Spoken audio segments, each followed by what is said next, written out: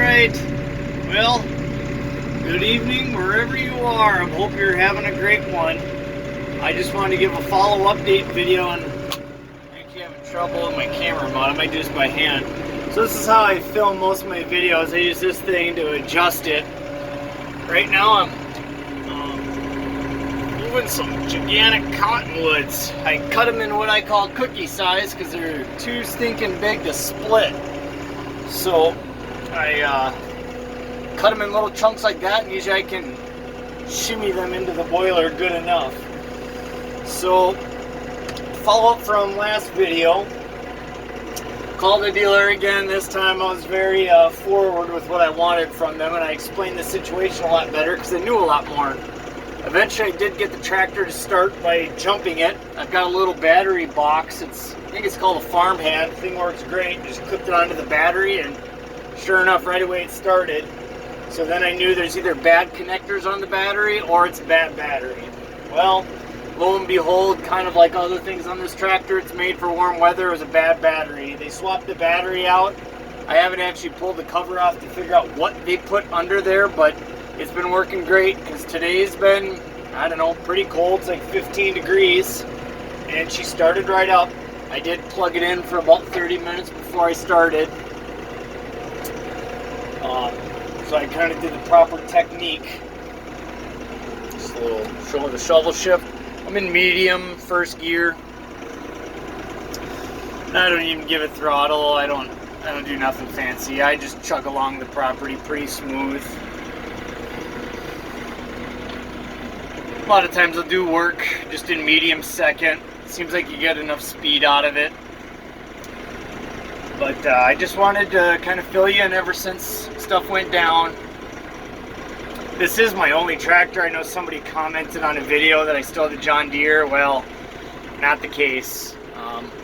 Fortunately, I can't afford both, and I wouldn't even have enough work for both. I barely have enough work for the one. I probably could get away with a smaller tractor, but really it was the buddy's seat. My little buddy right now is taking a nap. So I'm out here by myself, kind of trying to do the heavy work while he's away.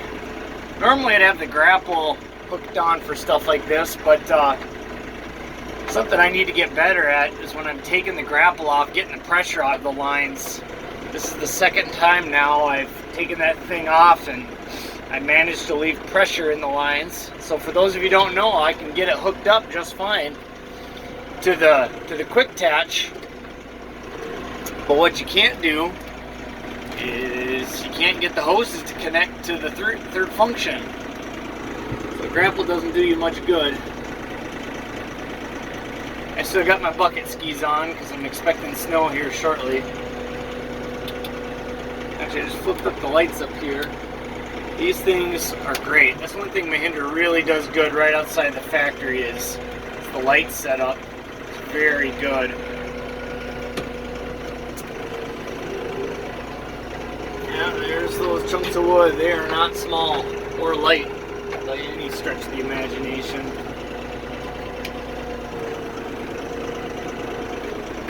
Might try to figure out if I can leave this thing running while I go fill it back up again.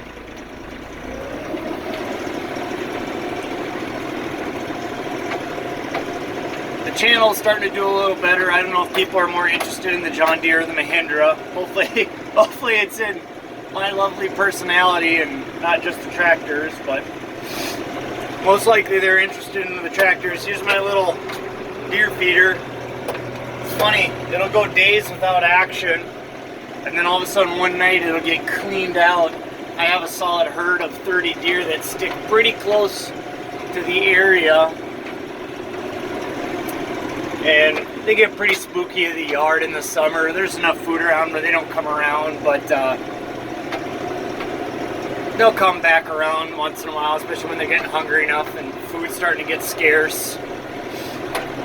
You know, one thing with a tractor this size that I was really worried about is they wouldn't be maneuverable enough. You can see this is a woods here. I'm actually gonna pull her down a gear.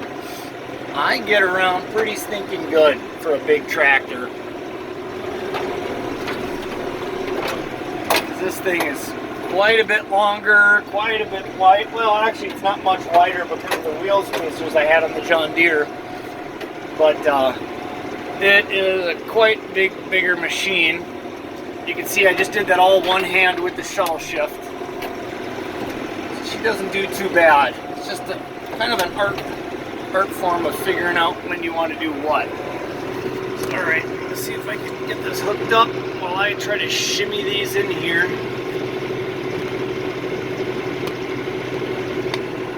Oh, that might be better. All right. Well, while you get to stay warm, I'm gonna go with some wood.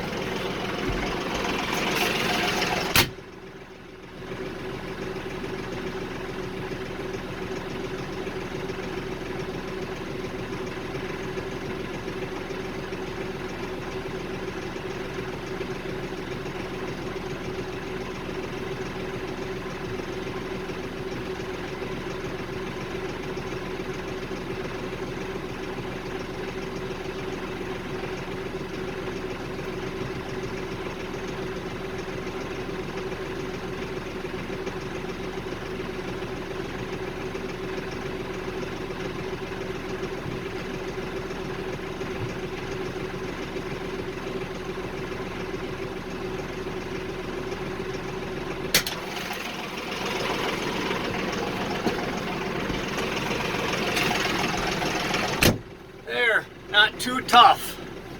Not too tough. This time I'll see how the camera mount works. I can flick off. No, I think it's the headlights that give me the glare. See, that's the funny thing. I didn't even idle up. She's got so much download torque. I gotta pop over some big ruts I made a season ago. She just doesn't care. Does a great job.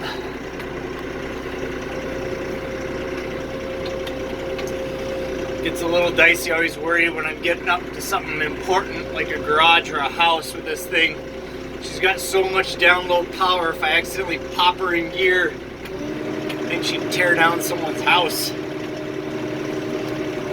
Not that wood is overly heavy or anything, but it does just show you just a little bit of how much power this loader has. It doesn't feel anything with this wood.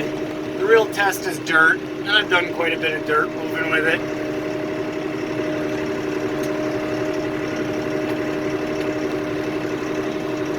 I've actually done some work even in the frozen ground with it. It just does great. No complaints with industrial tires. I know my neighbor still talks to me about that. Industrial versus ag, and I can definitely see there's a time and a place where ag would be way better than industrial. But I usually play it pretty safe. I don't do too much dumb things. Don't risk it too much. And I do go out on the yard quite a bit, so industrial is the way for me. Still trying to figure out a trailer setup. I want to figure out if I can pull this rig with the grapple and a tiller with a half ton. That's kind of the goal.